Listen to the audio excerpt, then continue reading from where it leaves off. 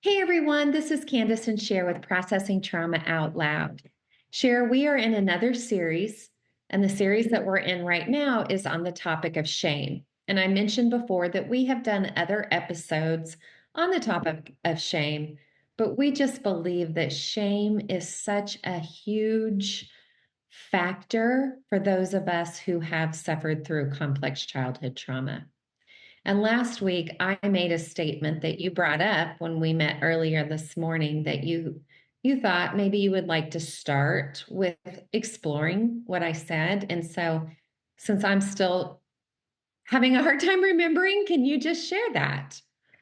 Last week, I shared about the experience that I had when we were at retreat and how I had this moment when I felt this overwhelming shame and I wanted to just run from the room. And I was called to look into the face of each person there. And you made the point last week when we were recording, you made the comment that the weight of love is greater than the weight of shame. And in that moment, when the weight of shame was just taking me out, and I was invited to look into each face of love, that the weight of the love was so much greater than the weight of shame. And that within just a minute, my body was regulated.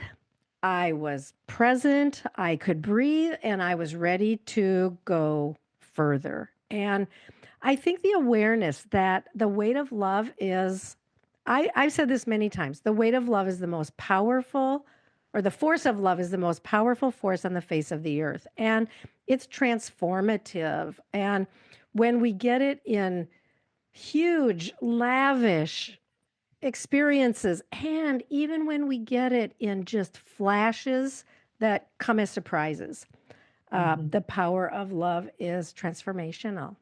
mhm.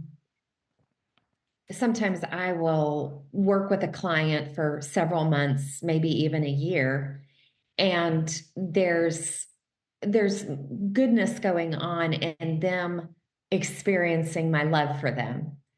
But when they're ready, it's we usually do move into the transition of story group. Now, some people are ready right away, but some people need a while to build trust. And so one way that I explain it is, you know, it's wonderful to have that one-on-one where you're experiencing being known, being seen, being loved, being held in safety and building security. But there is just more power in more love, right? And it's not only that a story group is about you come and share your story and let the eyes of others, the voice of others, let love be stronger than the shame you've lived in. But I like to say, and you have gifts too. Yeah. And that when you show up, your love, as you're opening up to receiving love, there's so much beauty in like, oh my gosh, this love that I have to give others is what I'm here for. Yeah. It is it's just so beautiful. Yes, and I want to say this is not exactly the direction we were planning to go, but I feel like, okay, I think it's a good direction. We were talking a little bit about the power of being in a group and how we've been in some we have two main groups that we're in that they're secure, they're communities that are very secure. And I was commenting that in many ways there's so much about one another that we don't know in these groups. Like we we've gone to some very deep places, we've gone to some very dark and painful places, but there are a lot of things about each other that we really don't even know. And we were making the comment about how but but we know that one another have encountered evil in ways that have been devastating, and at times where we have felt that we were on the verge of being taken out, that we just didn't even know if we could, survive.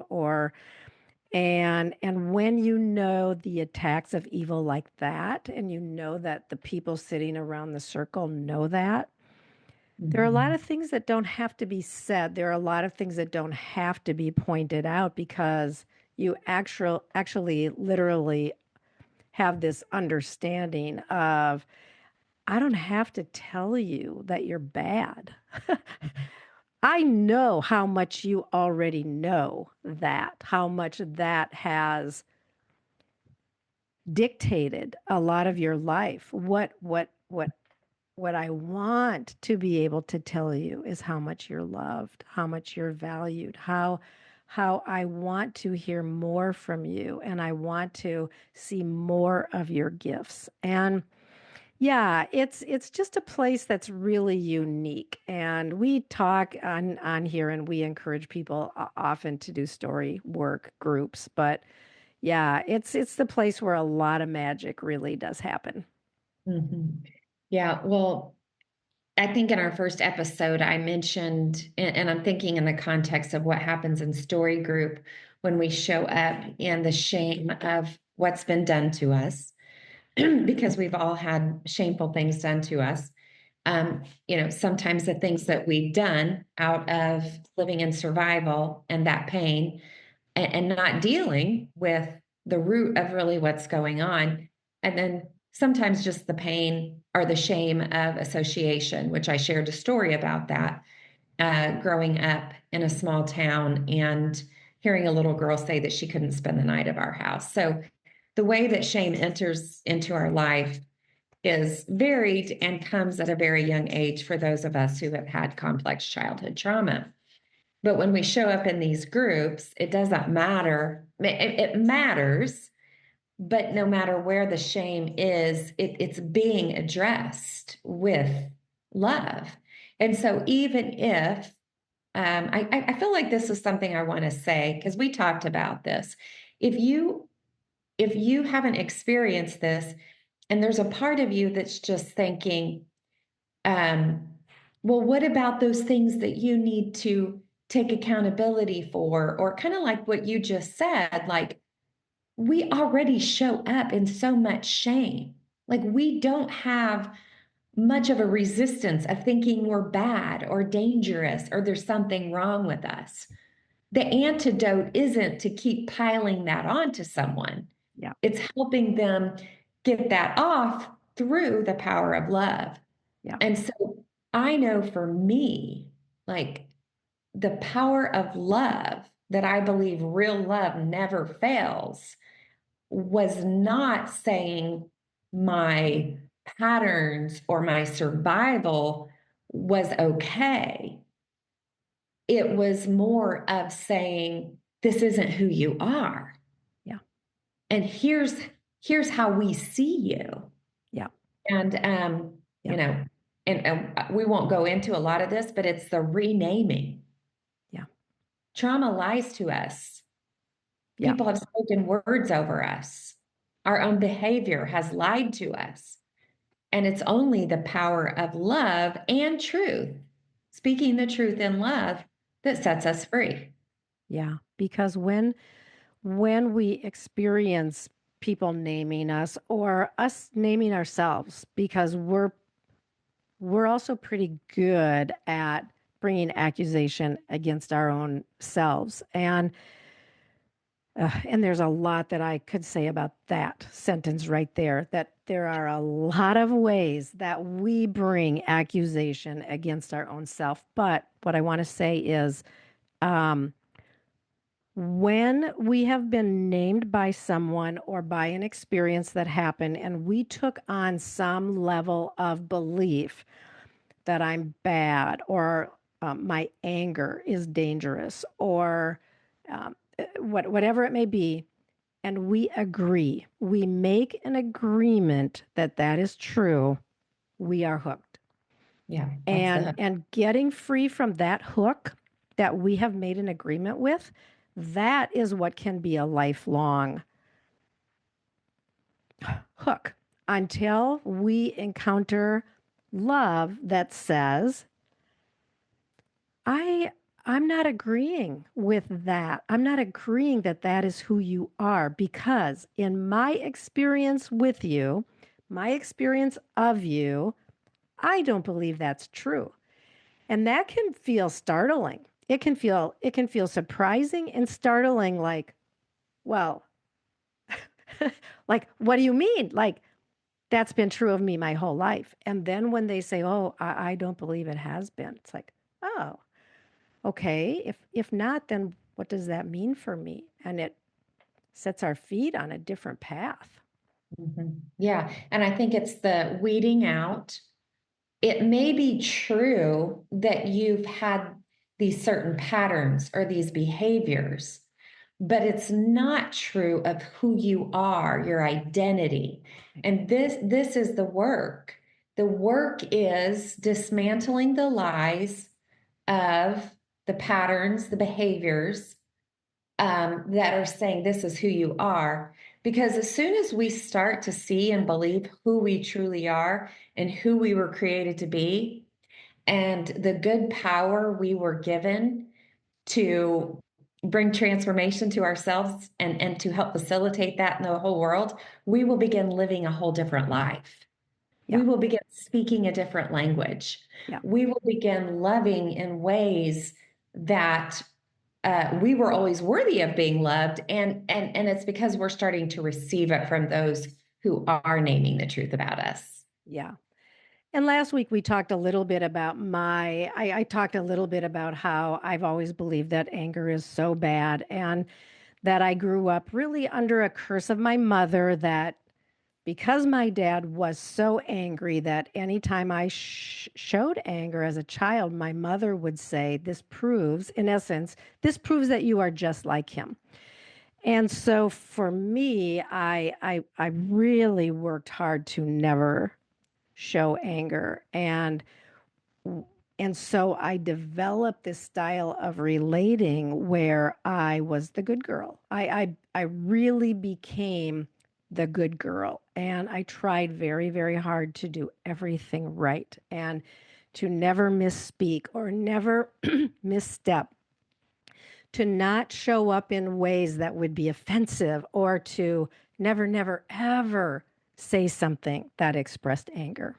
Mhm. And now I'm in, I'm in a context of people who are inviting my anger forward and saying, like, we see your anger when you fight for us. We see your anger when you call out our glory where sin has tried to bring us down. And it's been such a powerful renaming for me or reframing of who am I as a, and these are words that have been spoken over me. So I'm still a little uncomfortable saying, but who am I as a woman who is powerful and powerful in anger for good? And Mhm. I'm discovering this and it's been kind of it's been a good discovery.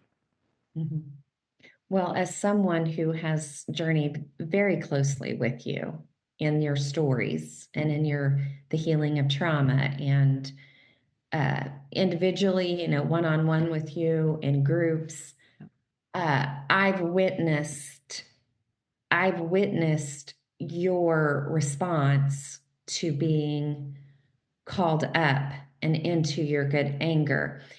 But before that happened, I also witnessed your deep grief over getting free from that lie Yeah. that had its tentacles, if you will, around you for Yeah. decades, Cher. Yeah. And and I just, there's a passage, I think it's in Isaiah, that talks about he will restore the years that the locusts have eaten or taken. Yeah. And I don't know, I just want to say that however long you have left, I am so thankful that you are going to be using your good anger and your good voice and your Yeah. good body Yeah. to to live out your calling as a woman who loves ferociously, who Yeah. sees so well. I get to be a recipient of that. Mm. And I'm so grateful for that. But I'm just so glad that I'm going to get to witness your rising, if you will. You are witnessing it. And I want to bring us back to you mentioned the word tentacles and you would you like to kind of share your talk about it? You did a sketch of the some of the ways that the tentacles of shame have affected your life. And I wonder if we can just come back to this for a little bit. And for those who are watching on YouTube, you get to see Kandace's sketch. But for those not, Kandace, just describe it so that our listeners can Well, understand. I'm not an artist like Cher, but I want to give a You're pretty little good. back. I had my own coaching session a week or so ago with my coach, and I had this kind of image of this octopus in my mind that seeing each tentacle in some way of all these ways shame has tried to take me out. Okay. And in different ways and through different means. And I also didn't know much about an octopus, so I began doing some research. And they're actually a very brilliant animal. And there's just some interesting things that it was said about an octopus. But so as I was looking that up, I just started drawing this image of an octopus, and I started writing things down in ways that shame has tried to shut me down. And I'm not going to go over each one of them. The point of this is being that we're talking about the weight of love being greater than the weight of shame. I have been in spaces of radical unconditional love for since like 2019 now. And I wish I could tell you that in the first year I'm where I'm at now. No, it's taken me what, 5, 6 years to say in each of these ways that shame has tried to take me out, love is winning. Like love, the power of love. Yeah. The power of love has called me up. It's called Yes. me out. It's called me into. And yeah, sure. This is just something that I don't know when we'll do our last podcast episode together. I don't know when, but I don't think that we will ever stop saying that love is more powerful than shame and that shame blocks love. And this is why we do this. We're in a war against shame in our own stories and shame in the stories of those that we love. Yeah. That's right. Yeah. And I'm sensing you're not going to talk about the what's written on those 8 tentacles there, but what I want the point that I would like to make is that shame attacks us very specifically according to the particularities of our story. Mhm. And so the traumas or the dynamics of hurt and pain that we experienced in childhood are the very areas where shame gets lodged and can create a bondage, a chain, a oppression that can last decades. I mean that has lasted decades for me and for us. And so we're really serious about these aspects of discovering where is shame lodged in our stories and where do we need and I I feel the agony as I'm going to say this, but and we've said it before, but where do we need to expose our shame to eyes of love so that we can be held in a space where the things that we feel are the most bad or unacceptable or disgusting or worthy of rejection about us, when we can bring those very things forward and name them with a person who does not turn away, a person who looks deep into our face and listens and hears us and offers attunement and speaks love over us and shows up the next time like they didn't run away. Like, this is where the substantialness of love disarms and disentangles our bodies, souls, and spirits from the tentacles of shame that are desperately trying to pull our head underwater and just squeeze the breath out of us. Mhm. And to that, we are saying, hell no. Like, Mhm. hell no. We and everyone around us that whose voice, who is to where our voice can go, we are saying, no, you are worthy of the eyes of love seeing you and drawing you up and into places of flourishing. Yeah. So good, Cher. I want to go back and listen to that again. Um, yeah, I'm excited for our next couple episodes that we have coming up. We're going to have a couple, at least two or three more episodes on shame, and we have a guest that's going to be joining us who has been a part of dismantling the shame in our lives, and that we're excited for our listeners to just get to hear her voice again. Yeah. Yeah. So happy to have Patria with us. And Oh, uh, surprise! oh, I'm sorry. Well, we can edit that out then. No, that's fine. But So good to be with you today. you too, Candace. And I agree. I think I want to go back. We talked about some things that feel really important for my heart today. And yeah, so good to be with you. Love You you too, so friend. much. Love you too.